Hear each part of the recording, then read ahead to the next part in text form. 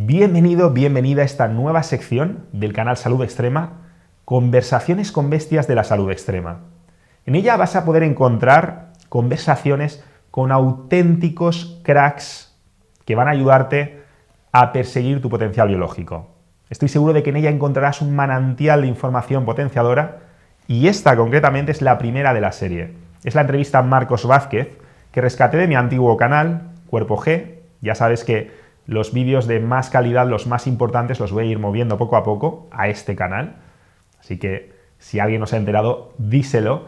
Y te voy a pedir que seas muy comprensivo o comprensiva porque es la primera que hice. Hace ya bastante tiempo, vas a ver muchos defectos, muchos fallos técnicos. Incluso yo mismo, en la conversación ahora me arrepiento de haberlo interrumpido tanto. No recuerdo bien por qué lo hacía. Creo que tenía que ver con que tenía muchas cosas en la mente y mi audiencia de entonces, de Cuerpo G, no era tan selecta como esta de Salud Extrema. Yo sé que tú quieres el conocimiento de mayor calidad, así que estoy seguro de que en sucesivas entrevistas vas a ver mejoras de todo tipo. De momento, exprime al fondo la entrevista, sácale todo el conocimiento a Marcos Vázquez y disfruta. El NetKaizen es la vía de la optimización humana total y se basa en 3 áreas clave: la salud extrema, las dinámicas sociales y la psicología del éxito. Ya tienes tu canal para cada una. ¿A qué esperas? Suscríbete. Si estás viendo esta entrevista, te recuerdo que esta es la segunda parte de la entrevista a Marcos Vázquez. La primera parte la puedes ver en este otro canal, en Psicología del Éxito, donde hablamos de su experiencia personal, de sus conceptos para alcanzar el éxito. Cosas todas que estoy seguro que te van a servir muchísimo. Así que si no la has visto, entra corriendo. Y si la has visto, pasamos a la parte del cuerpo, de la plenitud física. Marcos, mira, me gustaría empezar. Yo me acuerdo que toda la vida a mí se me ha inculcado el tema este de te toca o no te toca, ¿no? O sea, yo me acuerdo de estas películas horribles donde de repente alguien desarrollaba un tumor o a veces pues, familiares, amigos, se ha pasado de verdad, estas cosas pasan, pero se te queda siempre como esa sensación de impotencia, ¿no? De si te toca, te toca. Y un poco como que tú no te tienes que preocupar de nada, tú puedes comer lo que te dé la gana, porque esto al final es todo genético, es toda una lotería, si te toca, te toca. Cuando tienes un problema tienes que ir al médico, ponerte en sus manos, que él te lo resuelva, si te lo resuelve bien, si no también, y ya está, porque es así. O sea, al final todos nos vamos a morir y ya está. O sea, y esto creo que está cambiando un poco, esta percepción general, pero me da la sensación de que no lo va bastante rápido. ¿Tú qué opinas? Totalmente, ¿no? O sea, efectivamente. Y es mentira, partiendo por ahí. La mayor causa de mortalidad son nuestras propias decisiones, ¿vale? Y perdona, pues, es que eso, aunque nos suene tan natural, eso es muy, de hecho, muy contundente. ¿Puedes repetir eso? Y no lo digo por decir, o sea, hay un estudio que hasta se titula así, ¿no? La principal causa de mortalidad son nuestras propias decisiones. Y ojo que ha cambiado. Hace 100 años no, porque al final que te tocara... Hace 100 años moríamos principalmente por enfermedades infecciosas. Entonces que te infectara tuberculosis, una neumonía, pues hombre, sin duda tener un sistema inmunológico fuerte te ayuda, pero es cierto que era un poco más azar. Podríamos decir, enlazando con la entrevista anterior, que la salud nunca ha estado tan dentro de nuestra área de influencia. 100%. 100%. Es decir, una vez que hemos eliminado o reducido muchísimo los grandes patológicos, las grandes patologías o los grandes males de antes, enfermedades infecciosas principalmente, si tú miras cuáles son las principales causas de mortalidad hoy, estamos hablando de enfermedad coronaria, que es principalmente modificable por estilo de vida, de cáncer, que se estima que un 70%, entre un 70 y un 90, depende de qué estudios mires, dependen de estilo de vida, no dependen del azar. El resto, si hablamos obviamente de obesidad, de diabetes, o sea, todos son estilos de vida. Las principales bajas laborales son temas relacionados con dolores cervicales, con dolores de espalda, estilo de vida. Problemas gástricos, ¿okay? Todos estos problemas, tanto los problemas que no causan mortalidad directa, pero que claramente afectan tu calidad de vida, como aquellos que sí causan mortalidad, son decisiones personales. Ojo, eso no quiere decir que la genética no cuente. Pero es cierto que cuanto más avanzamos genéticamente, nos damos cuenta de que esta idea que había antes, cuando empezó el proyecto del genoma humano, de que un gen, un rasgo, un gen, una enfermedad, no es así, ¿no? Ahora, por ejemplo, sabemos, hace poco se publicó un artículo sobre esquizofrenia, y dicen, mira, hemos identificado 107 genes relacionados con la esquizofrenia que explican un 7% de la probabilidad. Toma ya. Y esto aplica a todo, Es decir, obviamente la genética importa, pero lo que realmente importa es cómo tus genes se expresan en un entorno. Por ejemplo, casos como lo de Angelina Jolie, ¿sabes? No, como tengo un 95,8% de probabilidad, me corto los senos, ¿no? Y yo no sé si es la mejor decisión en su caso o no. Pero lo que está claro es que ese 95% es muy engañoso. Es un 95% en una población que tiene estos hábitos de vida. La cuestión sería ver, ¿y cómo se expresarían estos genes en una sociedad de cazadores-recolectores, por ejemplo? Me parece un excelente ejemplo, porque yo siempre, o sea, yo nunca he sido un súper experto como tú, como algunas de las personas que vamos a entrevistar, pero ya desde el sentido común de persona de a pie de la calle, siempre me ha dicho, vamos a ver, si estoy viendo por un lado una noticia, ¿no?, que me dice que se han encontrado, no sé si eran 80 momias de faraones que murieron a edad avanzada, y estamos hablando de Egipto, estamos hablando de una sociedad que ya era agraria, ojo, y que aún así solamente encontraron un tumor en una, y que encima no fue la causa de la muerte. Está claro que eso no casa, si genéticamente somos prácticamente iguales, con una sociedad actual en la que 1 de cada 3 personas va a desarrollar cáncer a lo largo de su vida con los datos actuales. Podría ir a más si seguimos fastidiando el ambiente y nuestra vida, ¿no? Quiero decir que me parece muy importante también que puntualicemos, como tú sueles hacer, para decir las cosas bien como son, que efectivamente hay enfermedades que sí que son de origen genético muy raras, y muchas veces se manifiestan a edades tempranas, pues yo que sé, un niño con progeria, por ejemplo, o sea, hay cosas que son putadas de verdad que pueden ocurrir, pero que es verdad que en un porcentaje... Pero son la minoría, son la gran minoría. Es una minoría muy, muy, muy reducida, o sea, la inmensa mayoría de enfermedades que consideramos una lotería, que es el típico, le da un infarto al corazón, un derrame cerebral, es que yo me acuerdo de vivir esta cultura de no, es que esto si te pasa, un cáncer, no sé qué, o sea, no puedes hacer nada y la verdad es que puedes hacer mucho, al margen de lo que no podamos hacer porque, aunque quieras tomar decisiones, digamos, óptimas, el entorno no te lo permite. Obviamente. Vale, eso está claro, pero me gusta mucho ese ejemplo porque es que cuando empiezas a ver sociedades donde muchas de estas enfermedades son casi inexistentes, a edades avanzadas, eso ya te está diciendo que no es genético. Claro. O sea, es que los genes te pueden condicionar, pero desde luego no es determinante. Claro, cómo los genes se expresan en un entorno. Ese es el tema, ¿no? Yo siempre digo que los cambias genes... el entorno, cambias la expresión. Claro, es cierto que los genes predisponen, pero no predestinan, ¿vale? Este es el tema. Entonces, sin duda, lo que para mí un poco también hago la analogía de los accidentes, ¿no? Es como decir... Puedes hacerlo todo bien, ir siempre siguiendo las reglas cuando vas en tu coche y puede que tengas un accidente, sin duda, puede ocurrir que se te cruce un loco y te ha tocado. Pero la mayoría de accidentes son porque nos descuidamos, porque corremos más de lo necesario, en fin, la mayoría de accidentes son provocados por este tipo de cosas, ¿no? Excelente analogía. Entonces este es el tema, entonces tú si vas corriendo, y ojo, también hay gente que va todo el día a 200 por hora saltándose los cruces sin mirar y no le pasa nada, ¿no? Es cuando dicen, no, pues mi abuelo fumó toda la vida y no pasó nada, vale. Y de nuevo, hay gente que va todo el día a 200 por ahí, borracho, y nunca tiene un accidente. Y hay gente que va a 40 respetando todas las señales y le cae el borracho encima. O sea, esto ocurre. El tema es en qué grupo quieres estar. Aquí mueren el 90% y aquí el 1%, ¿no? Sabiendo que no tienes nada seguro ninguno, ¿en qué grupo quieres estar? Yo una cosa que me gusta mucho enfatizar es que los ganadores juegan con las probabilidades. Lo que hacen es una filosofía ganadora, una actitud ganadora, lo que hace es poner a la estadística de tu parte. Exacto. No es que algo vaya a ser inevitable, pero que algo no sea imposible no quiere decir que sea probable. Claro. Y poner a la probabilidad de tu parte es lo que está dentro de tu área de Eso influencia, y ese es tu trabajo, y en eso tienes que centrar y olvidar de todo lo demás. Aparte ahora hay un matiz, estamos hablando de mortalidad, pero no es solo mortalidad. O sea, para mí el tema no es vivir mucho más, sino es vivir mejor. Y lo que es seguro, 100% seguro, exacto, es que si tú te cuidas, y ahora hablaremos más en detalle, vas a tener más vitalidad y vas a tener mejor calidad de vida que alguien que no. Sea cual sea tu condición. Exacto, más allá de que ambos mueran a los 80 años por X motivos, ¿no? Entonces no solo tenemos que pensar en extender la vida, sino, como tú dices, añadir más vida a los años, ¿no? Y este concepto también es importante. Sí, a mí, por ejemplo, me llama mucho la atención, lo pongo en el libro también como ejemplo, el caso de Stephen Hawking con esclerosis lateral amiotrófica, que bueno, le diagnosticaron 2 años de vida y tal. Evidentemente la calidad de vida de una persona que está totalmente paralizada pues no puede ser muy allá, pero incluso dentro de lo que es el concepto de cuerpo ganador, dentro de mi filosofía de cuerpo ganador, si esa persona en sus condiciones está todo lo sana que puede estar, y no sé cuán lejos estará, pero desde luego mentalmente ha estado muy sana muchísimos años, porque todo lo que ha hecho es impresionante, ¿no?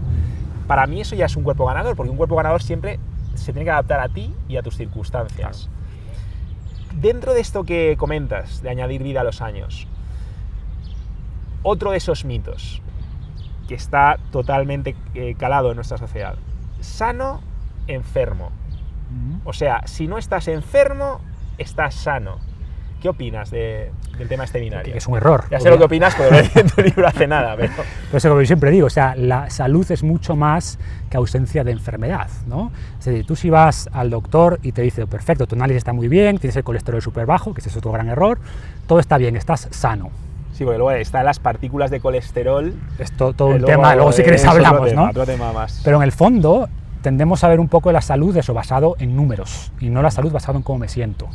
¿Vale? Entonces, si yo no me siento bien, si me siento fatigado, si, como decíamos antes, ¿no? Si mi cabeza dice adelante y mi cuerpo dice no puedo, pues tú no estás saludable, ¿vale? O no puedes cargar las bolsas, o no puedes subir las escaleras, no estás saludable, ¿no? Entonces, efectivamente, la salud es mucho más que ausencia de enfermedad, la salud es levantarse con energía, la salud es poder hacer las cosas que quieres hacer en la vida.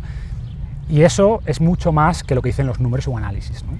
Voy a enlazar esto porque muchas personas que nos están viendo, muchas personas que siguen mi trabajo, inicialmente lo han hecho con un objetivo y muchos tienen como ese ideal infantil, y recalco la palabra infantil, de verse triunfando en determinadas áreas de la vida, de verse triunfando socialmente, en el amor, sexualmente, incluso económicamente, sin tener en cuenta el factor, o sea, quieren sacar de la ecuación del éxito la parte de la plenitud física, ¿no?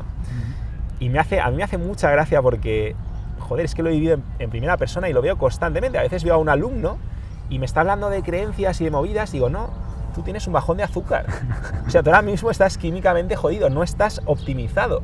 Tu energía no es la óptima, tú ahora mismo no puedes ir con la copa llena y da igual la idea que yo meta en tu cabeza porque tu fisiología ahora mismo no responde.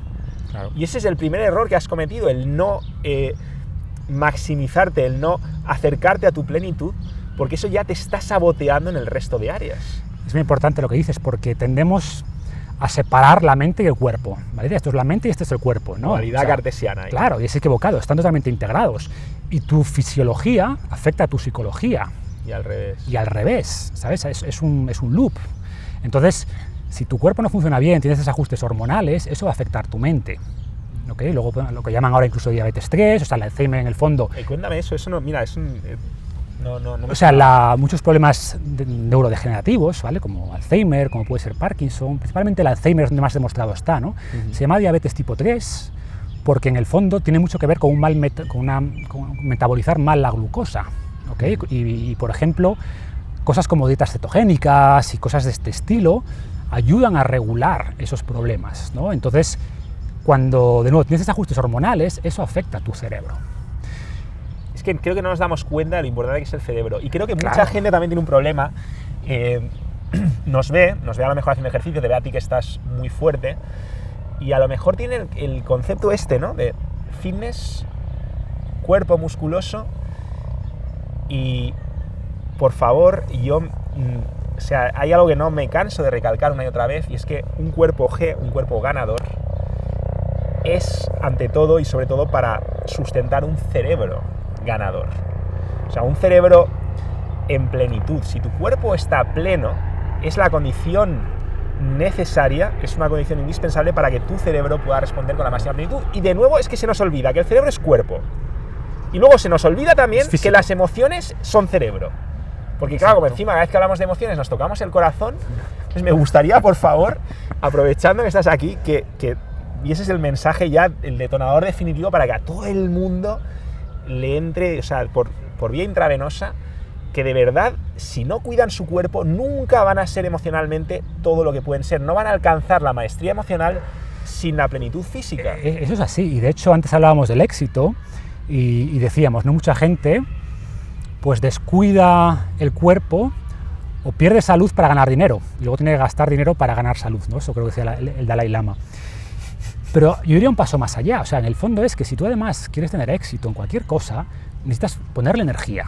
Y si tú tienes un cuerpo, sabes, que tu mente ya le falta la glucosa y que no eres capaz de trabajar todo el día sin estar comiendo cada 2 horas, y no tienes claridad mental, que es un tema que está muy relacionado con la alimentación, pues probablemente no logres el éxito, ¿no? E incluso si lo logras, ¿de qué te sirve si luego no lo puedes disfrutar, ¿no? Tú decías... Exacto, que me dices de disfrutar del proceso, o sea, la química del cerebro. ¿Nos puedes hablar un poco de esto? O sea, Claro, o sea, en el fondo, sin entrar en detalles muy técnicos, es que tanto lo que tú comes como la actividad física cambia tus neurotransmisores, no solo las hormonas, sino los neurotransmisores, ¿no? Que sería el equivalente a nivel cerebral. Dopamina, este tipo de... Claro, serotonina. Hay ciertas proteínas, el BNF, o sea, en el fondo... Brain, no sé qué factor, sí, ¿no? Neurotropic factor. No creo que entremos muy en detalle, no. pero el fondo... Son cosas que me suenan, pero que como podéis ver no domino. El tema de fondo, ¿vale? Sin entrar espera, lo del BNF esto tenía que ver con... Es una cosa que me acuerdo, con la neurogénesis, con la formación de nuevas neuronas. Sí, exacto. O sea, que literalmente el cerebro, te puede hacer más inteligente. Claro, tú puedes cambiar la plasticidad de tu cerebro hasta ese punto, ¿no? Y ojo, porque ser más inteligente, esto es importante recalcarlo, ser más inteligente no significa solo resolver mejor derivadas, ¿vale? En un examen de matemáticas. Significa también más inteligencia emocional, significa más dominio emocional. Significa mejor capacidad para tomar mejores decisiones. Como decíamos antes, el problema muchas veces son las decisiones. ¿Por qué tomamos malas decisiones? Muchas veces porque nuestro cerebro está fatigado, nuestro cerebro no da más de sí. De hecho, puede ser muy catastrófico tomar decisiones importantes cuando estás cansado. Exacto. De hecho, muchos accidentes, ¿no? Desde Chernóbil, desde Elson Valdés y... Después se demostró que habían sido porque esta gente, quienes fueron responsables, fue un error humano. Bueno, si fue un error humano, fruto de gente que llevaba 20 horas sin dormir, ¿no? Entonces, cuando tomas decisiones en un estado de fatiga, vas a tomar malas decisiones. O si tu cerebro no está bien alimentado, vas a tomar malas decisiones. Y eso es así, ¿no? O sea, cambia lo que mucha gente nota cuando cambia su alimentación. Muchas veces el detonante es la vanidad, ¿no? Voy a mejorar mi cuerpo y tal, que está perfecto, pero luego ve el impacto que eso tiene en otras áreas de su vida. Cuando recorre el camino persiguiendo ese objetivo inicial más superficial, se da cuenta de otros beneficios mucho más profundos. Lo que decía Wittgenstein de tira la escalera después de haber subido por ella. Exacto. Muchas veces, a mí me gusta eso que has dicho, dices, oye, y bienvenido sea ese detonador, porque mucha gente que se pone en plan muy purista, a lo mejor empiezan a estudiar mi filosofía de no centrarte en lo que no depende de ti y alimentar tu orgullo, no tu ego, y entonces dicen, no, yo no voy a hacer esto porque entonces eso es de vanidoso. Bueno, vamos a ver, si de momento te da la gasolina que tú necesitas, el combustible para recorrer ese camino, no te preocupes, porque mientras lo recorres vas a desarrollar otras cualidades, otros valores, que a lo mejor te permiten luego dejar atrás esa vanidad y quedarte con todo el espectro de beneficios. Claro. Aparte de que, oye, no está mal mirarte en el espejo y verte... ¿Qué más natural o paleo hay que querer verse bien, ¿no? Eso es natural, o sea, no tenemos que renunciar de esto, pero es muy importante lo que tú decías, ¿no? O sea, el cuerpo tiene que soportar el cerebro, pero además tanto cerebro como cuerpo tienen que soportar tu vida. O sea, en el fondo, lo más importante es pensar más en cómo se ve mi cuerpo, qué es lo que puede hacer. Además, yo siempre digo esto, que la forma sigue la función, es decir, tú si entrenas como un atleta griego, vas a desarrollar el cuerpo de un atleta griego. De hecho, una cosa me llama la atención de Marcos. Llevo ya un rato con él, antes de la entrevista, durante la entrevista anterior, y tiene un rollo así como muy de Buda, ¿no? O sea, tienes un rollito así de... Te veo bastante equilibrado, o sea, porque yo tengo ya como cierta experiencia hablando con gente y creo que soy bastante sensible a los cambios químicos. O sea, cuando estoy con una persona que es emocionalmente inestable, aunque se comporte, yo tiendo a notarlo, y sin embargo tú me transmites como mucha calma, mucha estabilidad, como que estás utilizando algún tipo de combustible estable, ¿sabes? Que no vas con uranio, vas con algo en plan, con una energía renovable. Eso es muy importante, ¿vale? No sé... Tiene que ver con... Tiene que ver, ¿eh? O sea, por ejemplo, hay un tema importante, y es, yo siempre digo que la mayoría de personas son quemadores crónicos de azúcar, ¿no? Eso tiene mucho que ver con la alimentación, exactamente, y obviamente cuando tu combustible principal es el azúcar, pues tienes unas subidas y bajones de energía importantes, y además cuando llevas 3 horas sin comer te da un hambre atroz porque tu cuerpo no es eficiente a la hora de quemar grasa, ¿okay? Entonces, sin duda, la intensidad del ejercicio define cuánta grasa quemas y cuánto glucógeno quemas, pero tú puedes modificar eso, de tal manera que puedes conseguir mayor flexibilidad metabólica o puedes hacer que tu cuerpo utilice más grasa y ahorre glucógeno, que es nuestra forma natural, o sea, nosotros tenemos almacenadas, depende de tu musculatura y tal, pero entre 1500, 2000 calorías de glucógeno. Y tenemos, una persona normal, más de 100.000 calorías en forma de grasa. Es decir, porque nuestro cuerpo está pensado para quemar grasa principalmente, y cuando tú le pides un sprint o le pides pues un plus de gasolina, tira de glucógeno. Sin embargo, la mayoría de las personas pues utilizan mucho más glucógeno del que deberían. O sea, podría ser, dentro de una analogía, no sé si la usas también en alguno de tus libros o lo he visto en otra parte, podría ser el glucógeno más como combustible más para un avión, por así decirlo, que te puede servir en momentos dados, pero que el día a día realmente tendría que ser más la grasa. Claro, o sea, sí, yo hago la analogía de una hoguera, ¿no? Entonces tú la hoguera, ¿cómo la quieres mantener? Pues con grandes troncos, ¿no? Porque es lo que quema lentamente, tal. Y el glucógeno sería la paja. Exacto, tú si eres un gran chispón, bueno, pues sí, le arrojas un poquito de llamarada, claro, ya si le metes azúcar puro, pues es dinamita, pero tú lo que quieres es eso, que tengas una base sólida, que te está dando energía constante, y cuando necesitas un plus de energía, pues efectivamente, le añades pues eso, glucógeno, ¿no? Ya que hemos tocado el tema de los carbos y todo esto, ¿tú cómo te definirías dentro de lo que es el mundito este, ¿no? Que ahora empiezan a proliferar más etiquetas, pues paleo, primal, más biohacker, en plan de la mente muy abierta, teniendo la vista en la evolución, como dices en tu libro, pero también siempre estando atentos a lo que la ciencia nos puede ofrecer cuando no se corrompe. ¿Cómo te definirías? ¿Con qué etiqueta estarías más a gusto? O sea, intentaría no ponerme etiquetas, ¿no? Entonces, pero es que las etiquetas te van a servir a la gente te ayudan. Por eso yo sí me identifico con el concepto de paleo, porque te ayuda a definir un marco conceptual. Quizás son más... Está patentado, ¿no? Sí, Loren Cordain. Me gusta quizás también el enfoque de Weston Price, creo que es menos dogmático, pero en el fondo para mí es utilizar... Por eso me gusta más hablar de nutrición evolutiva, ¿no? O salud evolutiva en general. Es decir, creo que es muy interesante considerar el marco evolutivo desde un punto de vista conceptual, pero creo que es un error ser dogmático, porque hay muchas cosas que no sabemos, y al final si en algo es bueno el cuerpo, es en su capacidad de adaptación. Entonces no podemos decir, bueno, como estas tribus hacen esto es lo mejor. Bueno, cuidado, ¿sabes? Que vivimos en otro entorno, es la realidad.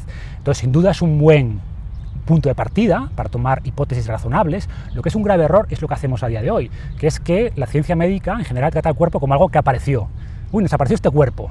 Vamos a ver si le viene mejor comer grasas trans, ¿vale? Que es lo que ha sido mucho tiempo, que grasas animales. Hombre, pues mira, si miras la evolución igual te das cuenta que no es así, ¿no? Luego efectivamente hay estudios que demuestran que no es así, pero ya solo el hecho de que se plantee algo que es totalmente contrario a nuestra evolución debería por lo menos encender una alarma, ¿no? Sí. Y esas alarmas hoy se encienden. Es que pones un ejemplo muy bueno, en que es un ejemplo que a mí me ha gustado siempre, que es el ejemplo del zoo. O sea, tú cuando quieres tener animalitos en el zoo o un pez en tu pecera, lo primero que haces es ver qué narices come ese pez en su hábitat natural, ¿no? Claro. Y dices, si tuvieras un Homo sapiens, o sea, es que lo que hacemos con nosotros es como si de repente a un chimpancé le empiezas a dar bollicaos en el zoo y cosas así, que no tiene ningún sentido, es exactamente lo mismo. Somos un Homo sapiens, y lo último que se han planteado los médicos hasta ahora, hasta hace poco, es qué come un Homo sapiens. Claro. Se lo plantean a base únicamente de estudios. Entonces, el ejemplo que tú ponías, ¿no? Tú a un mono no le haces un estudio aleatorizado, doble ciego, para ver si se sienta mejor. Ah, claro. ¿Esto o los bollicaos? No, ya lo sabes, ¿sabes? Con todos los problemas que tienen los estudios, que lo explicas muy bien en uno de tus libros. No sé si serías capaz de resumirlo para gente que no... El problema de la correlación, por ejemplo. De manera muy resumida, o sea, en el fondo es que la mayoría de estudios o estudios que determinaron que las grasas eran malas y todo esto, se hacían en base a estudios observacionales. Quiere decir que tú analizas qué ha hecho la gente durante 40 años y qué les pasa ahora, ¿no?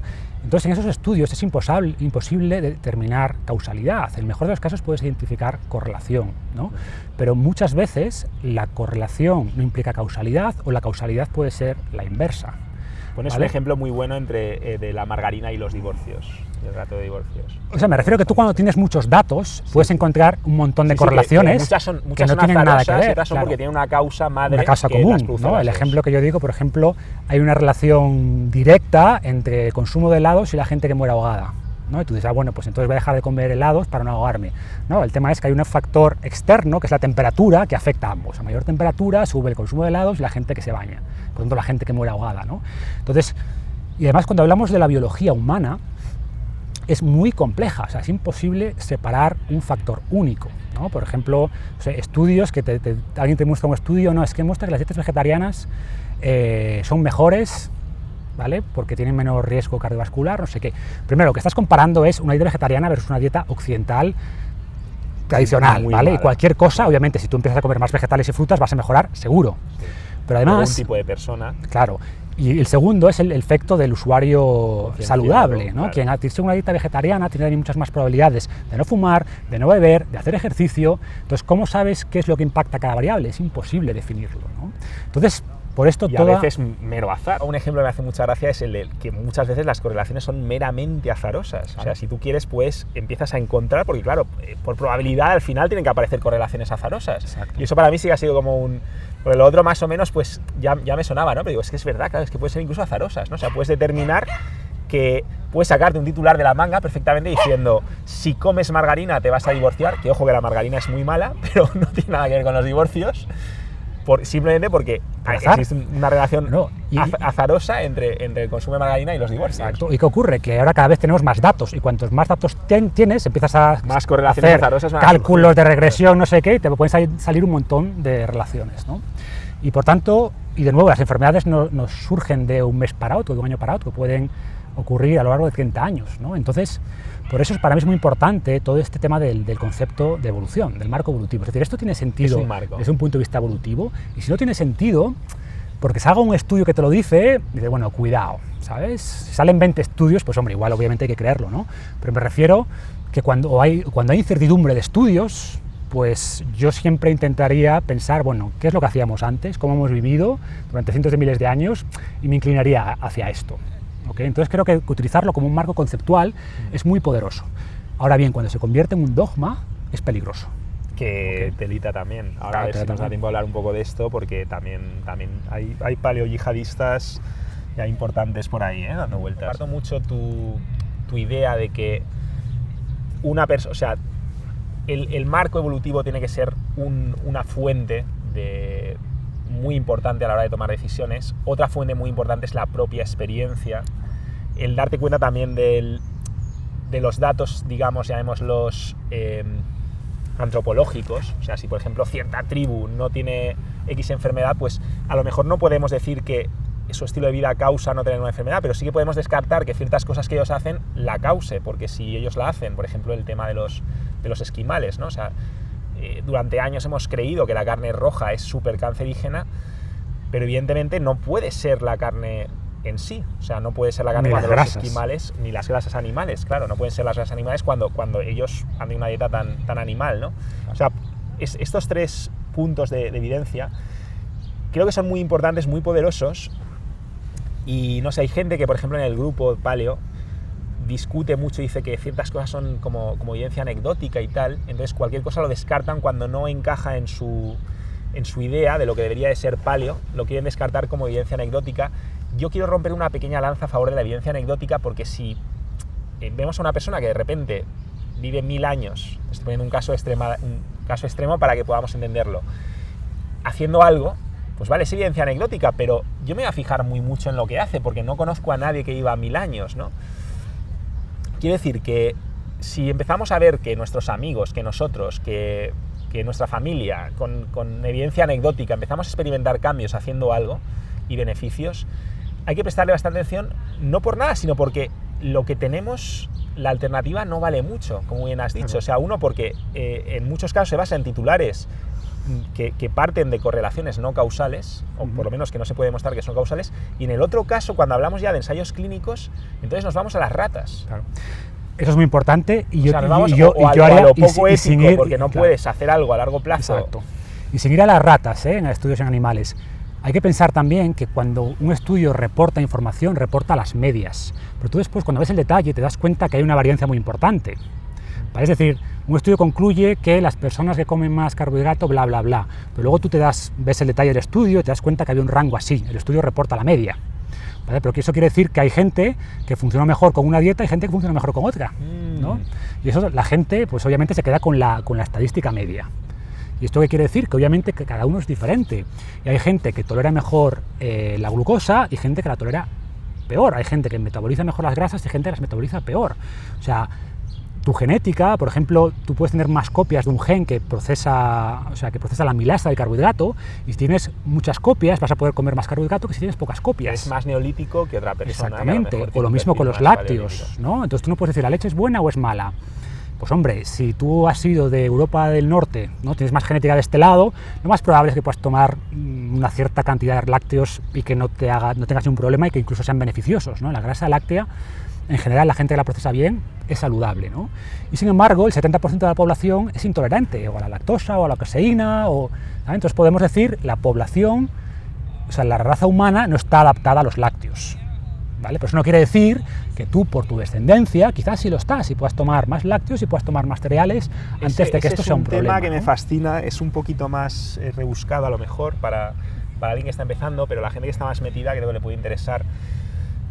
Me interesa mucho el tema de la adaptación extrema, porque el otro día también hablando con Mailán Fontes, me gustó mucho un enfoque que tuvo, que dijo, mira, precisamente porque hay poblaciones adaptadas a los lácteos o a los cereales, porque hay poblaciones más adaptadas que otras, o al alcohol, o sea, por ejemplo, pues un vikingo, ¿no? Un irlandés seguro que está más adaptado a la cerveza que un chino, claro. Porque seguramente pues, los irlandeses, para conservar el agua, en aquella época en la que todo se contaminaba, la fermentaban y los chinos la hervían, claro, con té, ¿no? Entonces, todo eso tiene mucho sentido para mí, pero decía, justamente porque hay esos cambios, lo que te está demostrando es que el alimento en sí es muy problemático, porque ha llegado a ejercer una presión evolutiva muy poderosa. Sí, exacto. Es un giro de tuerca que me gusta porque es como darle la vuelta al argumento, pero dentro de esto, lo que tú dices, yo quiero que también es importante recalcar que efectivamente se ha producido esa presión evolutiva y por lo tanto somos genéticamente distintos en función de las poblaciones. Es algo que hay que tener muy en cuenta en función de tus antepasados. Tu propio genoma ya va a decidir mucho. Lo que tú decías, los genes no nos determinan, pero hay que tenerlos muy en cuenta para conseguir el mejor fenotipo posible, que se expresen de la mejor forma. Y claro, eso hay que tenerlo en cuenta, ¿no? Porque uno de los argumentos, digamos, más clásicos del rollito paleo, que es que sí, durante cientos de miles de años hemos sido paleolíticos y neolíticos solamente durante 10.000 o hay quien dice 20.000 años, tal, con lo cual nuestro cuerpo no se ha adaptado. Cuidado también hay que cogerlo con pinzas porque los perros seguramente son, no sé si son neolíticos, pero tampoco llevarán mucho tiempo. A mí me sorprende cómo en 100 años seguramente las razas han evolucionado más de los perros que en años de lobos, ¿no? Que en millones de años de lobos. ¿Por qué? Porque hay una presión artificial, porque los seres humanos artificialmente hemos ejercido una presión, una selección artificial, hemos favorecido unas razas y te puedes encontrar un perro que te cabe en la palma de una mano y un perro en el que te puedes montar a caballo. ¿Qué quiere decir? Que a veces hay como, dentro de la evolución, como cuellos de botella, cuando hay una presión muy fuerte, la evolución también se puede acelerar. Claro. Entonces, dentro de todo esto, ¿tú qué recomendarías? ¿Dónde estarías tú particularmente? Eso ya por curiosidad, o sea, a ti que te sienta bien, que te sienta mal. Y luego tengo una pregunta más sobre lácteos y cereales, porque también otro tema que me fascina mucho es si realmente los lácteos son siempre lácteos, si las grasas son grasas y si los cereales son cereales. Muy bien. O sea, como dices... creo que sabes por dónde voy, pero... Totalmente. A ver, mi caso concreto, como dices. Tu caso, ¿no? concreto. O sea, yo tomo lácteos y tomo cereales. Y tomo cereales principalmente... Básicamente dos. Básicamente arroz y avena. De vez en cuando... La avena sí que tiene un poco de gluten, ¿no? Sí que tiene... Gluten como tal, no. O sea, tiene avenina, que es una proteína similar, tiene unas cosas similares al gluten. Si eres muy, muy sensible te puede afectar. Yo noto que me sienta bien. Y los lácteos tomo básicamente con el batido, porque esa mezcla de suero y caseína de la leche, pues... Suero de leche. Cuando mezclas el suero y la caseína es una mezcla de proteína muy buena, ¿no? La mezcla del suero como suplemento y la caseína que te aporta la leche. Tienes dos proteínas de diferentes velocidades. Con claro, leche. Porque con la leche tomas la caseína, entonces generas dos proteínas diferentes que en combinación funcionan muy bien, el suero de absorción más rápida, la caseína de absorción más lenta y bueno, por muchos estudios como que es la combinación ideal, ¿no? Y tomo ciertos lácteos fermentados, sobre todo algún yogur, ¿vale? Intento que sean lo hablamos, leche ¿no? cruda. de pasto. Leche cruda es muy difícil, pero por lo menos que sea de vacas alimentadas con pasto. La leche cruda es muy difícil de encontrar, entonces en mi caso sí intento que sea de leche de vacas alimentadas con pasto, ¿no? ¿Y eso es fácil de encontrar en México? Sí, es relativamente fácil de encontrar. Sí, es relativamente fácil de encontrar. En España me encantaría que me lo dijeras. En España yo creo que si vas al Carrefour, por ejemplo, en la zona de ecológicos, yo sí que he comprado alguna vez... ¿Ecológico? Sí, Pero tiene como una zona... Ecológico no quiere decir de pasto, ¿no? Bueno, o sea, que decir, yo puedo darle a una vaca maíz ecológico. No, te obligan, y ahora igual me equivoco, pero creo que la legislación ahora que es que te obliga que un 50% sí tiene que ser pasto. Y otro 50% sí puede ser cereal ecológico, ¿no? Que es medio tontería, pero sí por lo menos sabes que una parte importante de su alimentación tiene que ser de pasto. A ver, de nuevo, yo aquí tampoco soy talibán, es decir, hay sitios en los que es difícil, incluso mis abuelos, pues no le daban siempre pasto, el 100% de las veces, ¿no? Porque no siempre está disponible, en el invierno no tienen suficiente hierba, en fin, que tampoco hay que obsesionarse con el 100%, pero obviamente intentar que sea lo mejor posible, ¿no? Como decíamos antes, que lo bueno no sea enemigo de lo perfecto, ¿no? Entonces, en cuanto a lácteos, pues tomo esos lácteos, que son una parte relativamente pequeña de mi alimentación, pero noto que no me sientan mal y en estos casos pueden ayudar. Y después, como fuente de almidón, aunque priorizo tubérculos, sí es cierto que de vez en cuando algo de arroz o algo de avena, quizás, si entreno a primera hora, pues igual el desayuno en vez de huevos tomo un porridge, unas gachas de avena. Está bueno eso. Y poco más, al resto sí es... enfriar el arroz y la patata para el almidón resistente. Sí, aparte de almidón resistente porque es práctico, ¿no? O sea, cuando preparo arroz, pues haces mucho y lo que no te comes, pues lo guardas y además lo tienes frío. Con las patatas, pues un poco igual, ¿no? Es neto. Es neto. ¿Esto qué es? ¿Esto es paleo, es primal? Pues no lo sé, es lo que me sienta bien, ¿vale? Después de mucha prueba y error. Es cierto que he tenido temporadas más paleo puro, y luego he introducido un poquito de estos lácteos, un poquito de estos cereales y tampoco me he sentido peor. Sí noto que cuando aumento ese volumen quizás, pues sí noto en cuanto a lo que decíamos antes, ¿no? La energía que sientes, en cuanto a la facilidad para perder grasa. Creo que es muy importante también para el tema de flexibilidad metabólica que decíamos antes, el hecho de tener periodos muy bajos en carbohidrato es muy importante, pero también el hecho de tener periodos más altos en carbohidrato, ¿no? Porque mucha gente se obsesiona, no sé, que la cetosis, zero carbs, y tampoco, porque claro, consigues lo contrario, es decir, consigues que tu cuerpo solo queme grasa y que cuando le metes un poquito de glucosa te hinchas, ¿no? Obviamente eso tampoco es bueno, o sea, lo bueno es que tu cuerpo sea capaz de utilizar todos los combustibles, que sea eficiente en la quema de grasa, pero que también cuando tiene que tirar de glucógeno, que lo pueda hacer. Que tiene sentido evolutivo además, porque claro. Tiene sentido evolutivo pensar que habría épocas con hielo y con poca fruta y épocas de verano donde te hinchabas en todos los árboles a comer higos o lo que fuese, ¿no? Exacto, entonces este concepto es importante, que a veces la gente se confunde y pensamos que los carbohidratos son el enemigo, no, o sea, y de nuevo tenemos poblaciones como con el ejemplo que tú decías, ¿no? Si encontramos un ejemplo que desmiente mi teoría, y puede ser anecdótico, pero en la isla de Kitava pues consumían un 70% de carbohidratos, ¿no? También consumían mucha grasa saturada, ojo, ¿no? Obviamente no es lo normal, y lo normal, dependiendo de la latitud, pero oscilaban entre lo normal, evolutivamente, estaríamos hablando de un 30% y un 40% de carbohidrato, ¿no? Que si me preguntas a mí, esto es una dieta equilibrada, ¿no? Y no me gusta nada el concepto de dieta equilibrada, pero los nutricionistas dicen, no, dieta equilibrada, 50-60% carbohidrato. Bueno, ya por definición eso no es equilibrado, ¿ok? Y además para una población eminentemente sedentaria. Sí, claro, es que estamos sacando otros factores de la ecuación y además creo que también existe demasiada obsesión con concentrarse en los macros, cuando a lo mejor el debate debería rondar más en torno a los micros y a la calidad del alimento. Para mí lo principal son los alimentos. Y al los alimentos también, claro. Pero si tú... Porque es lo que tú dices, el cuerpo puede ser muy flexible, luego al margen de que luego tú encajes más en una tribu o en otra, ¿no? Porque eso también va a pasar. Si nosotros encajamos más en una tribu que era muy inuit, pues seremos más esquimales, pero claro. Si somos descendientes de algunos más quitabescos, pues ahí vas a reaccionar mejor con los carbos, ¿no? Yo ahí sí que noto mucho, o sea, por ejemplo, veo mucho paleo, en el grupito paleo, aplaudiendo platos que podrían ser perfectamente Atkins, ya con bacon procesado, no sé qué cosas, que dices, vamos a ver, o sea, aquí te estás metiendo una cantidad de mierda y con perdón, una cantidad de toxinas. Ahora quiero hablar también de las grasas, porque yo con las grasas tengo también mi propio trauma, ¿no? Pero que sí que veo yo que que se pierde la perspectiva de lo que realmente es importante, ¿no? Lo que debería ser paleo, que es, ante todo, comida real, acercarnos lo máximo posible al alimento real y no convertirla en una especie de pseudo Atkins. Y luego otro factor también importante, cuando hablamos de macros, una observación que haces en tu libro, que me gusta mucho, es que cuando hablamos de carbos, si hablamos de un 40% carbos, y por ejemplo piensas en carbos en términos de ensalada o a lo mejor algún tubérculo, lo que sea, tubérculo más, pero cuando piensas en vegetales, el plato, 40% de calorías no significa 40% del plato. Claro. Porque claro, las calorías de esa costilla de cerdo son... Entonces, claro, el problema es que luego tú ves en el plato paleo, tú ves 70%, o sea, muy inuit, ¿no? Pero claro, ya quisieran ellos ser inuit y que estuvieran comiendo foca y pingüino como las que comen los inuit. O sea, lo que ves realmente es carne con grasa de animal estabulado en un 70% del plato, no de las calorías, ojo, que eso creo que es algo que hay que recalcar mucho, y un 30% hay una verdurita que a lo mejor encima te metes un aguacate o lo que sea, que dices, ale, ya está, tal, que esto es verde.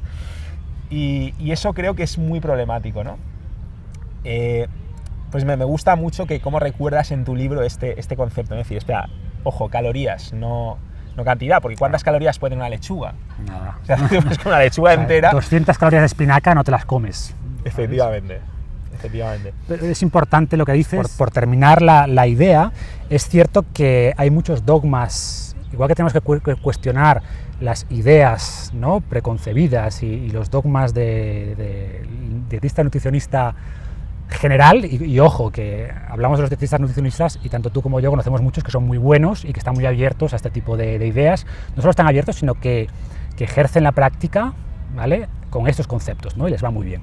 Pero las recomendaciones generales, desde luego, tienen muchos problemas, pero no quiere decir que tengamos que irnos al otro extremo, o sea, que solo tengamos que comer carne y solo grasa y que pensar que comernos una fruta es peligroso porque es una fruta artificial y que es una bomba de glucógeno, ¿no? Entonces, básicamente, conservar, es que al final es conservar lo que nos trajo aquí. O sea, ¿a ti qué te trajo a lo paleo? Pues te trajo a lo paleo una mentalidad abierta, una mentalidad crítica. No la pierdas. Exacto. No pierdas la herramienta que te ha permitido llegar hasta ahí. El problema, como yo digo, es que la gente le gusta...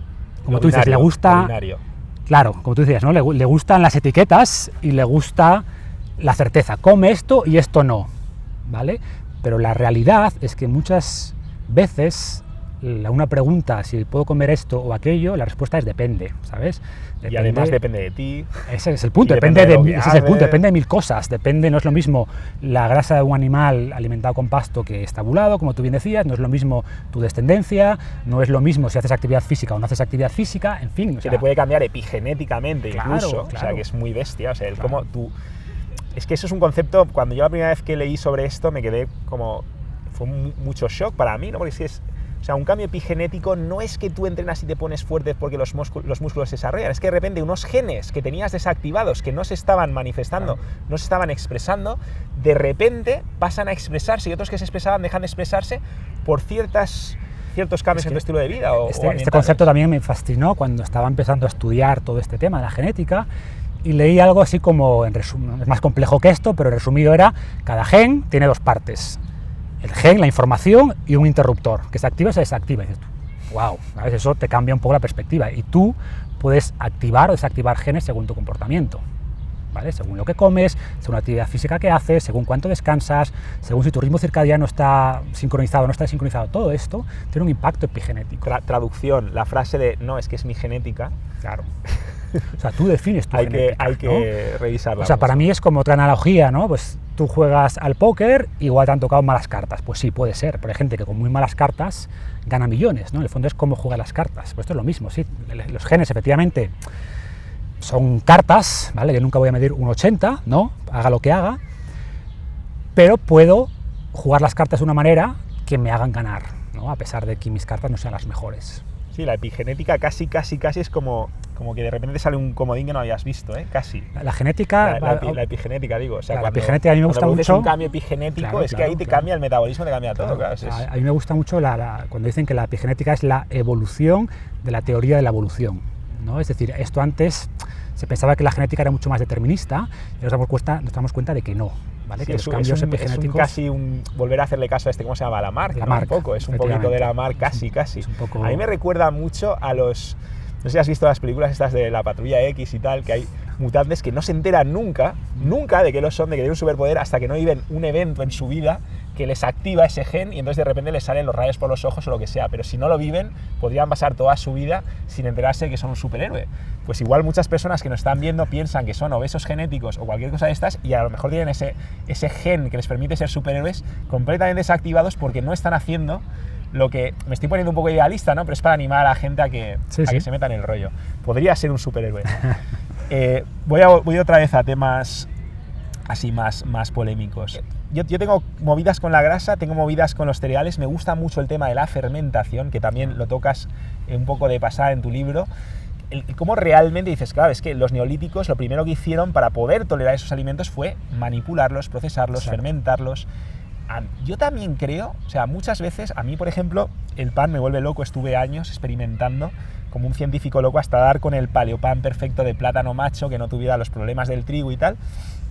Pero aún así, a veces me doy el capricho y me como un pan de camut, que te explico lo que es. Sí, bueno, sí que sabes lo que es. Es un trigo antiguo. Es un trigo muy ancestral, más ancestral que la espelta. Pero sobre todo lo que me gusta es que cuando coges el pan, pesa muchísimo más que cualquier pan. Cuando lo pruebas, sabe casi como realmente a yogur fermentado, o sea, es un sabor muy distinto. Entonces, yo quiero pensar, igual me estoy engañando, pero yo quiero pensar que seguramente tiene muy poco que ver un trigo que ha sido sometido a un proceso de fermentación por cantidad de bacterias que han estado alterando sus propiedades, que un trigo que se ha manipulado de forma muy rápida, que se ha intentado que se hinche rápido para que sea más rentable económicamente. Quiero pensar que la fermentación es un mundo que todavía hay mucho que rascar por ahí. ¿Tú cómo lo ves? Y no que solo... que no podamos hablar solo de cereales o lácteos, sino que realmente hay... A ver, no es una creencia, es un hecho, o sea, un hecho demostrado científicamente. Analizan, por ejemplo, cuál es el impacto de camut versus trigo moderno. ¿Pero eso lo ha hecho alguien? Sí, hay estudios. O sea, esto que son imaginaciones mías, resulta que hay estudios. Hay estudios que analizan cuál es el impacto del trigo moderno y el camut. Tengo otro estudio de trigo moderno... Exacto, porque ya no solo es cómo está fermentado, es que el trigo moderno, claro, de hecho ahora nos viene por las rodillas y el trigo ancestral era... te perdías en él. Exactamente, o sea, el trigo allá por los años 60, pues que pensaron en cómo hacer el trigo mucho más gluten también, más ¿no? productivo. Entonces tiene más gluten. Es muy industrialmente es muy claro, agradecido, industrialmente, ¿no? Exacto, te hace un pan más chicloso, o sea, para el paladar es mejor y para la rentabilidad es mejor. Entonces, ¿qué hicieron? Un gluten, o sea, un trigo, primero que tuviera mucha más producción, ¿ok? Al final tenías una gran planta y unas pocas semillas, pues ahora tienes una pequeña planta y llena de semillas, ¿no? Entonces te da mucha mayor producción, pero también es más problemático. Okay, además tienen menos... Hay un estudio por ahí que analiza... El pan de camut igual es más parecido a la avena o al centeno, otro cereal, menos... Claro, es decir, efectivamente... Tú te vas a los cereales lo menos industriales posibles, digamos. Los menos industriales posibles, y también es cierto que intento evitar el gluten, ¿vale? Entonces yo, por ejemplo, no comería camut, pero obviamente entre camut y trigo moderno, comería camut, ¿vale? Y también alguna vez me doy un capricho, o sea, yo soy... muy consciente. Es a lo que voy, a la forma de cuando te das un capricho. Claro, intentar que sea lo mejor posible. Y no solo eso, sino que está mucho más rico, o sea, está mucho mejor que el pan industrial. Entonces te das un capricho, algo que no sea tan malo y que además esté más bueno, ¿no? Porque un pan artesanal no puedes compararlo con el pan de panadería, pan blanco de trigo moderno. Me has hablado de lo que es la diferencia del trigo, que es súper importante. Me interesaría saber si tú, que estás más puesto que yo, sabes algo del tema de la fermentación. Sí, a ver... que yo me baso solo en intuición pura. Es así, la fermentación, por ejemplo, desactiva antinutrientes, que eso es importante. O sea, estamos quitando antinutrientes al fermentar. Claro. ¿No? Además tú cuando... Y entiendo que la masa madre y cuanto más tiempo de fermentación... Claro, cuanto más fermentación, más se destruyen esos antinutrientes. Mientras que en un proceso industrial, tú lo que haces es echar levadura para que eso fermente lo más rápido posible, ¿okay? Con lo que mantienes más antinutrientes. Entonces, sin duda, tenemos que separar. Una cosita, o sea, es que están los antinutrientes y están las toxinas, ¿no? Que no es exactamente lo mismo. Los antinutrientes son como elementos químicos que se quelan a los nutrientes, entonces los arrastran, ¿no? Hay diferentes tipos, están antinutrientes como pueden ser lectinas, que lo que hacen es inhiben la absorción de ciertos minerales. Vale. Están los fitatos, están las lectinas, que aparte de tener ese impacto, pueden hacer que tu cuerpo absorba menos proteína. ¿no? Que es uno de los motivos por el que yo no soy tan partidario del arroz integral. Hay estudios que analizan arroz integral, arroz blanco, y resulta que con el arroz blanco absorbes más proteína y tiene menos toxinas a nivel, por ejemplo, de metales pesados, pero es rizar el rizo. Si te gusta el arroz integral, come arroz integral. Sí, porque también luego igual la velocidad a la que pasa por no eso, es la tiene sus misma, ventajas y inconvenientes, pero que no es arroz integral siempre mejor. Bueno, cuidado, no necesariamente. Entonces, a ese nivel hablamos de toxinas. Si hablamos únicamente de lo que tiene el cereal de forma natural, bueno, pues no podríamos decir que el gluten sea una toxina, no podríamos decirlo, pero aparte de esta inhibición... Porque lo que provoca, por ejemplo, el intestino permeable, eso en principio no serían los antinutrientes, serían más algunos tipos de toxinas. Sí, sería, por ejemplo... De nuevo, es una distinción que depende a quién le preguntes, ¿no? O sea, el gluten es una toxina, bueno, ¿puede dañar la pared intestinal? Sí puede, eso lo convierte en toxina. Depende de la persona, claro, porque de la persona, sí. Al final lo que daña la pared realmente es tu propio sistema inmune, es una respuesta autoinmune, ¿no? Generalmente. El anticuerpo, sí. Entonces, y sin duda unas personas son más sensibles que otras, ¿no? Está el extremo absoluto, que es la celiaquía, pero tú puedes tener diferentes grados de sensibilidad y puede que quizás no tengas ninguno, es posible. Ahora bien, yo no me arriesgaría, ¿sabes? Porque la evidencia científica que hay es muy grande. Desde luego es un alimento problemático. Es un alimento problemático, exactamente, ¿sabes? Entonces, ¿para qué? Y de nuevo, si te gusta y no puedes vivir sin pan, pues hombre, tiende hacia variedades, como te decías, pues ya te digo, no moderno, o variedades de pan sin gluten, idealmente de masa madre, es decir... O lo que yo llamo el fruscodía. ¿Tú qué opinas del fruscodía famoso? ¿Qué es el fruscodía? El fruscodía antes era un día, ahora ha pasado a ser una comida a la semana donde te lo saltas toda la torera y vas bastante a saco. O sea, yo he llegado, por ejemplo, y sé que esto no es sano, pero el efecto psicológico a lo mejor sí que tiene sus ventajas, he llegado a empacharme. Entonces, ¿qué ocurre? Yo sé que eso no es nada sano, pero por otra parte, a nivel psicológico, hace que me cueste mucho más tiempo llegar a tener un antojo. ¿Por qué? Porque como mi cuerpo lo rechaza, porque el último recuerdo que tengo es desagradable, porque me llegué a empachar, ¿no? Pues no llego a quedarme malas ganas. La comida trampa o comida libre, como lo quieras llamar, ¿no? Y aquí hay dos conceptos diferentes. Uno es la recarga, que tiene un efecto fisiológico concreto, es decir, uno de los graves problemas... A nivel de hidratos, dices. A nivel de carbohidratos y de calorías, ambas cosas. Pero uno de los grandes problemas por los que las dietas fracasan es que tú vas a un dietista o al médico y te pone una dieta de 1500 calorías, ¿vale? Con la que vas a perder grasa, evidentemente, ahora bien, te mueres de hambre. Te mueres de hambre y el cuerpo, si nunca lo recargas, se hace muy economizador. Claro, el cuerpo economiza, entonces te reduce el metabolismo, que es lo peor que puede ocurrir. Además, tú cuando pierdes músculo, o sea, entras en un estado catabólico. Entonces, es cierto que tú necesitas un estado catabólico para perder grasa, por definición. Ahora bien, cuando tú estás en un estado catabólico mucho tiempo, es un problema grave. O sea, primero porque al final el hambre te gana. O sea, es imposible luchar contra el hambre. O sea, el hambre siempre va a ganar, ¿vale? Si tienes poca fuerza de voluntad, tardarás una semana en rendirte, si tienes mucha, 3 meses, pero al final el hambre... Aparte que si te pasas la fuerza de voluntad que gastas en enfrentarte al hambre, no la inviertes en otras cosas. Efectivamente, ¿no? O sea, la fuerza de voluntad es como el músculo, se agota. Si la inviertes en una cosa, no la inviertes en otra. Pero ese es el grave problema de las dietas. Entonces, solución, una recarga, ¿vale? Una recarga quiere decir que tú pones periodos que pueden ser desde 24 horas, 48 horas, hay muchos tipos, donde tú aumentas las calorías, por encima de tus calorías de mantenimiento, y aumentas el carbohidrato. ¿Por qué el carbohidrato? Porque el carbohidrato tiene un efecto importante tanto sobre la leptina como sobre la tiroides. La leptina es la hormona de la saciedad.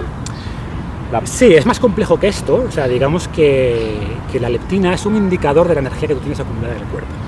Entonces, cuanta más grasa tienes, mayores niveles de leptina. El problema es que cuando tienes mucha grasa te vuelves resistente a la leptina, entonces consigues que tú tengas muchísima grasa, pero tu cerebro piensa que te estás muriendo de hambre porque no recibe la leptina. Los receptores están cerrados. Exactamente, la inflamación impacta en la entrada de la leptina en el hipotálamo, etcétera, etcétera. ¿Es una hormona, un neurotransmisor o...? Es una hormona. Es una hormona, pero se comunica con el hipotálamo. Le da información al hipotálamo y el hipotálamo dice, oye, tengo poca grasa, poca energía, peligro, ralenticemos el metabolismo. Habla con la tiroides, ralenticemos el metabolismo, ¿no? Entonces, eso pasa cuando tú estás en dieta, la leptina baja. Entonces, ¿influye en la saciedad? Sí, pero podríamos decir en la saciedad a largo plazo, ¿no? Las hormonas inmediatas de saciedad son principalmente grelina, péptido I, hay otras menores, pero en el fondo la cuestión es que cuando tú vives constantemente con leptina baja, pues primero la vida es muy miserable porque tienes hambre constantemente, porque tienes poca energía, porque tienes, sobre todo en las mujeres, puede tener impacto en amenorrea, en el ciclo hormonal, porque el cuerpo, claro, cuando tiene poca energía, dice, oye, vamos a desactivar todo lo que no sea fundamental. El sistema reproductor no es fundamental. Si es invierno ahí fuera, pues lo último que quieres es tener hijos, ¿no? Entonces la recarga puede permitirte seguir perdiendo grasa, pero evitando estos problemas, ¿no? De ralentización del metabolismo, obviamente del hambre. Entonces eso tiene un efecto fisiológico claro. Y esa es una parte. Esa es una parte. La otra parte... Y la otra, pero yo recomiendo que la recarga dentro de lo posible sea con alimentos buenos, ¿no? O sea, una cosa es la recarga y otra es lo que yo llamo lo que se llama la comida trampa, ¿no? Que es una comida en la que no tiene un efecto, no buscas un efecto fisiológico, no buscas mejorar la tiroides y la leptina, sino buscas calmar el antojo de una pizza, o el antojo de un donut, o de la galleta Oreo, o de lo que sea, ¿no? Y eso es una válvula de escape psicológica, ¿vale? ¿Que puede lograr en cierta parte lo mismo? Sí, ¿vale? Pero es un día en que tú no te preocupas, ¿no?, de que mis carbos sean estos y mi proteína, no. Comes lo que se te antoja, ¿vale? Es más una válvula de escape. ¿Es bueno? Hombre, evidentemente no, pero si con eso consigues mejorar la adherencia, pues evidentemente es bueno. Es decir, una dieta buena, seguida, te va a dar muchos mejores resultados que una dieta perfecta que no sigues, ¿sabes? Entonces buscar la perfección, mucha gente hace que no puede, al final se cae por el camino, ¿no? También es cierto que algo que nota todo el mundo, cuando cambias la alimentación, las cosas que antes te tentaban, con el tiempo dejan de tentarte. O sea, yo no requiero fuerza de voluntad para resistirme a, no sé, a donuts o a lo que quieras, ¿no? Porque tu cuerpo responde a los nutrientes. Exactamente, porque el cuerpo ya no es algo que no sientes esa tentación, ¿no? Le has enseñado ahora, y cuando comes comida nutritiva, ese placer al final el cuerpo se reeduca, ¿no? Un poco empieza a revalorar. Pero tampoco soy... El circuito de recompensa va evolucionando un poco. Cambia, exactamente. Las cosas que antes sobreestimulaban el cerebro, cuando tú recuperas... ¿Cuál es el problema? Cuando tú comes... A percibirlo como lo que es, como una droga, como algo más sintético. Claro, cuando tú dices, no, es que lo normal es alimentos procesados que están diseñados específicamente para hacerte adicto, o sea, cuando lo normal es este nivel de dopamina, de serotonina en el cerebro, claro, pues un filete con ensalada no vale nada, o sea, no te estimula, ¿no? Cuando tú ajustas tu cerebro, pues un filete con ensalada, está aquí arriba, ¿no? Un buen trozo de carne. Los receptores. Claro. Y casi cuando te comes un chocolate, porque me ha pasado con el chocolate, tengo que decirlo, con el chocolate me ha pasado, que a mí pues me gusta mucho y tal, pero cuando llevo una dieta, un tiempo muy bien, con poco azúcar, después lo noto extremadamente dulce, en plan de se ha equivocado el fabricante, o sea, se ha pasado con el azúcar. Claro. Y te empieza a molestar, reeducas el cerebro, literalmente, reeducas el cerebro, ¿no? Entonces, claro, lo que quieren los productores de comida industrial es que tu cerebro esté aquí arriba, que demande que todo le sepa mal, ¿vale? Quieren que la comida natural le sepa mal, que todo sepa soso. Entonces, ellos saben que el cerebro está cableado para buscar el azúcar y para buscar la grasa, claro, tú entonces además eso lo mezclan y hacen una comida que es tremendamente dañina, que desajusta todo tu sistema hormonal. Y luego esto es magnificado por los mensajes de los expertos que te dicen, no, lo único que tienes que hacer es contar calorías, y si comes menos lo que gastas, todo está bien, es lo que Coca-Cola quiere que crees, ¿no? Claro. ¿Cuál es el problema? Que en lugar de hacer que las calorías cuenten. Claro, o sea, si ningún animal cuenta calorías en la naturaleza, ¿por qué? Porque tu propio cuerpo debería decirte, a través de esta regulación, leptina, hipotálamo y un sistema complejo de energía, debería decirte a tu cuerpo cuánto debes comer, ¿no? No deberías estar contando calorías a ver si me he pasado o no me he pasado, ¿no? Ese es el tema. Y de nuevo, no digo que contar calorías esté mal, y cuando quieres objetivos muy concretos, pues está bien contar los macros y las calorías, pero no deberías depender de eso para saber cuánto debes comer. Esta es la parte final de la entrevista, como ves se nos ha acabado el audio, se nos han acabado las cámaras, se ha acabado todo, pero joder, cualquiera lo corta ahora. Vamos a ver, Marcos, yo ahí tengo un dilema, o sea, yo entiendo perfectamente el concepto de que hay que mejorarlo todo cada vez. De hecho, yo mis caprichos, otra cruzada mía que tenía un proyecto personal era el de hacerlos cada vez menos malos, menos nocivos. De ahí pues el pensar cada vez más en el pan de camut. Si por ejemplo me hago un bocadillo de pan de camut con super fermentado, con jamón de bellota, que por cierto en Consume está a un precio muy bueno, sin conservantes, he conseguido un jamón de bellota sin conservantes, brutal, con tomatito, con un queso manchego de oveja, de leche cruda, y yo pienso, bueno, es que ya le cogen la teta a la oveja, la fermentan, y yo quiero pensar que una oveja o que una cabra, aunque no ponga nada, va a tender a ser más de pasto que una vaca, por la sencilla razón de que yo cuando voy por ahí veo ovejas, pero rara vez veo vacas. Entonces quiero pensar, digo, bueno, pues igual es que le sale más barato, a lo mejor en el caso de las ovejas, dejarlas moverse un poco, yo qué sé. Quiero pensar. Es cierto, o sea, es cierto que los animales, cuanto menos consumo haya, suelen estar menos masificados. Por tanto, la leche de oveja, la leche de cabra suele estar menos procesada que la leche de vaca, ¿no? Me refiero a todo el proceso, no solo la leche en sí, sino todo el proceso de la cría del animal. O sea, eso es un hecho. Vale, o sea que entonces en teoría haces bien. Hago bien, vale, eso mola saberlo. Ahora bien, hay una advertencia, ¿no? Porque estás describiendo todo este proceso y está súper bien, yo hago lo mismo, pero también es cierto que nadie, como decía antes, ¿no? Tampoco tenemos que obsesionarnos con la perfección. O sea, si tú haces las cosas bien el 90% de las veces y un día te comes una pizza, no sé, la peor que te puedas imaginar, Capravo, una pizza de estas congeladas con los amigos, tampoco pasa nada. O de Domino's. Y ahí es donde viene la tercera parte, que te había sacado dos aspectos de la pregunta anterior, y aquí es donde viene la tercera, que es muy retorcida, que tiene que ver con el concepto de hormesis. ¿Te suena el concepto tiene que ver con hormesis, que tiene que ver con que los venenos en pequeñas dosis pueden ser beneficiosos porque te pueden inmunizar, te pueden hacer más fuerte y tal. Entonces, claro, yo a veces pienso en un mundo, ¿no?, en el que cada vez va a ser más complicado ser un paleo puro, en el que cada vez te van a meter gluten hasta en los árboles. Realmente no podría ser, o sea, es tan descabellado pensar que quizás ese día que haces una trampa, sin ni siquiera buscar la mejor forma de hacer trampa, sino una trampa a lo bestia, que pueda no ser tan malo porque le das a tu cuerpo un poco un toque así de poco de veneno, y para que tampoco nos hagamos demasiado nenazas, ¿no?, en ese sentido de decir, el día que me coma una pizza de verdad me muero. O sea, es una cosa muy interesante. Yo digo, por ejemplo, el gluten, ¿no? Yo entiendo que somos intolerantes al gluten, pero incluso ya sin hablar del propio cuerpo, solamente hablando del microbioma, mi sentido común me dice, vamos a ver, sin tener ni idea, ¿no? Si yo como una comida, muchas veces genero un tipo de bacterias que van a tener unos efectos sobre mí y tal. De hecho, uno de los estudios que hay sobre la carne roja, de los que todavía defienden que la carne roja es mala, dicen que no es por la carne roja en sí, sino porque la bacteria que alimentan tiene un efecto sobre el colesterol, es una movida, ¿no? No voy a entrar en eso. Pero que o sea, si yo dejo de comer, primero que los cambios drásticos, eso lo he probado, gente que come muy mal y de repente pasa a comer muy bien de un día para otro, se siente del culo. Y yo enseguida pienso, pues igual es el microbioma, tío, que le está diciendo, no estamos preparados para esto, ve poco a poco.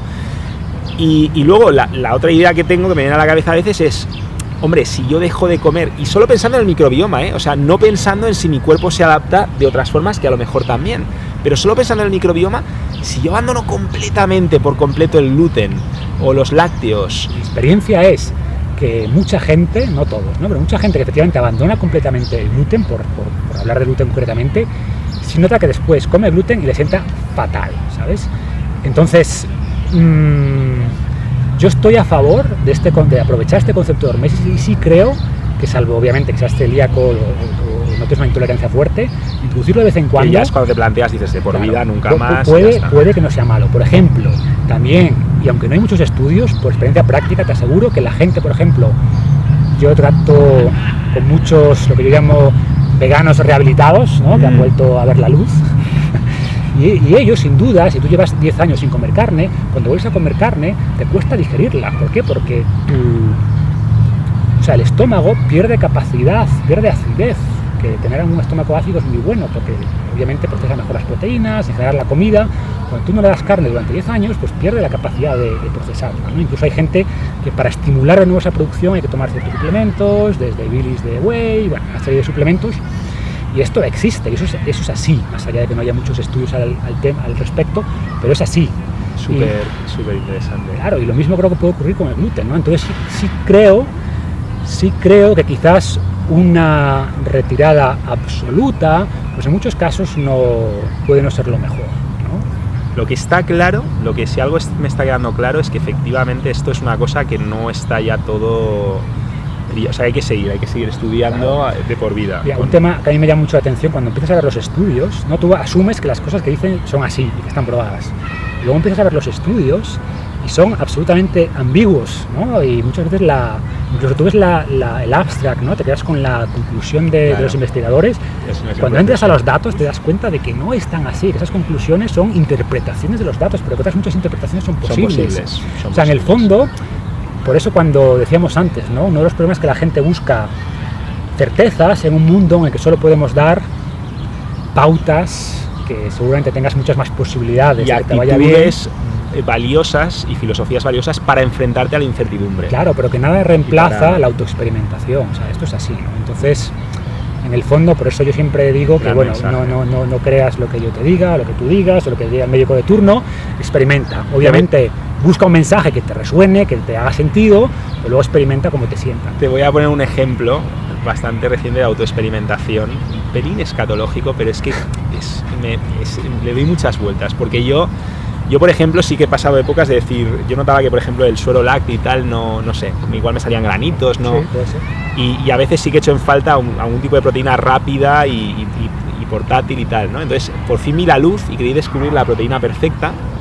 Y dije, hombre, es verdad que ahora ya puedes comprar clara pasteurizada, con lo cual te estás evitando el riesgo de salmonela, ¿no? Corrígeme si me equivoco. Sí. Dije, pues ya está, ya tengo el invento. ¿Cuál es el problema? El problema es que para tomarte 30 gramos de proteína, pues necesitas 10 claras. Entonces empecé a batirlo, es una fórmula brutal, igual algún día hago un vídeo, o sea, impresionante, buenísimo, con plátano, con canela, con cacao, buenísimo. Pero la primera semana, y estuve a punto de dejarlo, unos gases espantosos, pero espantosos, o sea, es decir, no era gas, ahí había un problema. Era Chernóbil. Era Chernóbil, había un problema de combustión, de que algo en la fábrica no fermentaba bien o algo, de que realmente era horrible. Estuve a punto de dejarlo, empecé a meterle un poco de plátano macho en el batido por el tema del almidón resistente y tal, digo, a ver si así el microbioma va y se come a las otras bacterias. Yo sé que hay alguna bacteria tenía que haber, ¿no? O sea, que no hacía lo que tenía que hacer, o algunas desmadradas o lo que sea, ¿no? Estuve a punto de dejarlo, bajé la frecuencia y de repente empecé a notar que la frecuencia esta de los gases bajaba, mejoraba, empezó a mejorar mucho. Y dije, bueno, debe ser que he cambiado algo, ¿no? Debe ser que he cambiado algo en el tema, tal, en la fórmula, no sé, estaré mejorando. Y entonces otro amigo, que también está, Gaby, no sé si lo conoces, que le va mucho el deporte y tal, pues también se lo enseñé y se maravilló, ¿no? Dijo, brutal. Bueno, pues ahí sí que tuve yo un experimento, esto sería casi un ensayo clínico, ¿no? Casi, corrígeme si me equivoco, pero sería esto un caso clínico, porque el tema es que nos tomamos el mismo batido. La única diferencia, la única variable, bueno, supongo que si te vas a rascar a más variables, ¿no? Pero así la variable más obvia es que yo llevaba 2 semanas ya inmunizándome a ese batido y era la primera vez, pues bueno, yo ese día tuve una vida bastante normal y él estaba inaguantable. O sea, inaguantable. Yo en ese momento supe, además fue muy bonito porque me acuerdo que una vez fui yo a su casa y estaba yo en la fase de adaptarme y luego él vino a la mía y entonces, ahora me entiendes, ¿no? Y fue horrible porque muy mal. Entonces, claro. ¿Eso tiene que ver con el microbioma o claro, con qué? A ver, entiende también, que es un tema muy interesante, ¿no? Que la evolución de los genes es muy lenta. Entonces, no, pero hay un cambio epigenético para adaptarme a la clara de huevo, no creo, ¿no? No, pero el punto es, la evolución genética es muy lenta y eso hace que hayamos desarrollado, bueno, que la evolución bacteriana es mucho más rápido. Que nos respaldemos en ella, que nos apoyemos. Exactamente. Mucho. Entonces, claro, como las bacterias están girando constantemente, pues cualquier cambio se puede adaptar mucho más rápido. Obviamente tus genes no van a cambiar, pero en poco tiempo las bacterias sí pueden cambiar, ¿no? Entonces sabemos que los alimentos, lo que tú comes, generan una flora, un ecosistema bacteriano diferente. De hecho hay un estudio, bueno, una gente que está... 99% de material genético. ¿Quién dijo eso de...? Bueno, o sea, lo que es cierto es que yo leí algo nosotros tenemos 10 veces más, 100 veces más material genético bacteriano que nuestro propio, ¿no? Eso es así. Y lo que sabemos es que lo que tú comes determina qué ecosistema bacteriano tienes. O sea, y hay un estudio que toma múltiples poblaciones... El estilo de vida también, ¿no? El estilo de vida, claro, efectivamente. Y dice, bueno, pues esta población tiene este tipo de bacterias, tiene este tipo de bacterias, la gente que come esta comida tiene este tipo de bacterias, es decir, entonces obviamente la comida cambia las bacterias, ¿vale? Porque unas que procesaban lo de antes se mueren y aparecen unas nuevas que procesan o se desarrollan en mayor medida unas que procesan lo nuevo, ¿no? Entonces en esa fase de transición pues puedes tener problemas. Lo mismo ocurre, por ejemplo, casi con los mismos resultados. Gente, por ejemplo, la fécula de patata, ¿no? La fécula de patata es un suplemento almidón resistente. Hay gente que lo tolera muy bien y gente pues, que está como tú con la clara de huevo, sobre todo al principio, ¿no? Entonces, quiere decir que el microbioma que tú tienes, obviamente, define también cuál es tu tolerancia a los alimentos. Y hay gente que además esa microbiota es más flexible y en otros casos que es menos flexible, ¿sabes? Entonces, todo esto para resumir que el cuerpo es un mundo y lo que funciona a una persona no necesariamente funciona bien a otro, ¿no? Es decir, volviendo al mensaje anterior, obviamente hay pautas, o sea, a nadie le sientan mejor, no sé, las patatas fritas y las galletas Oreo que el pescado, por ponerte un ejemplo extremo. Correcto. Eso no ocurre. Correcto. Pero desde luego hay gente que puede tolerar un mayor porcentaje de gluten o de lácteos o de cualquier alimento. Al doctor Ludwig, yo no sé si pues le gusta mucho decir eso, le gusta decir que hay gente más paleo y gente más neolítica. Pero desgraciadamente se acaba todo, se va el taxi, me tengo que salir por patas, entonces esto tiene que continuar y en condiciones, porque ahora es cuando está aquí Marcos, que se sale y nos está dando conocimiento muy valioso, muy práctico, pero como no puede ser todo, Marcos, por favor, mira la cámara y dinos, para poder seguir profundizando en todo lo que nos puedes enseñar y de una forma práctica dónde se tienen que meter, qué tienen que hacer. Bueno, pues muy fácil, simplemente vais al blog afinderevolucionario.com y ahí está pues todo, ¿no? Desde los artículos, tenéis os recomiendo también, si os interesa, escuchar el podcast, la radio Fin de Revolucionario, y bueno, navegar por ahí está toda la información, y si no encontráis algo, le buscáis. Están también ahí los enlaces para las redes sociales, para Facebook, para Twitter, así que espero veros por ahí. Yo soy adicto a su podcast, totalmente recomendable. ¿Por qué libro empieza? Yo recomiendo empezar, para mí la base, a nivel de entrenamiento, que no lo hemos tocado hoy, pero es sin duda aprender a controlar el cuerpo, o sea, controlar primero el cuerpo y luego objetos externos. Entonces empezar con calistenia, tengo un programa que se llama Desencadenado, Tu cuerpo es tu gimnasio, y funciona muy bien junto con el plan revolucionario, ¿no? Que es la base de la alimentación. Entonces, por ahí empezaría. A partir de ahí pues puedes especializarte, empezar con kettlebells, con barra, pero esa parte de empezar a controlar tu cuerpo y cambiar la alimentación, sin duda, es suficiente para dar ese primer gran paso. Un placer, caballero. Hasta muy pronto. Muchas gracias, ha sido un honor. Hasta pronto, ganadores. Peluditos, ya no sé.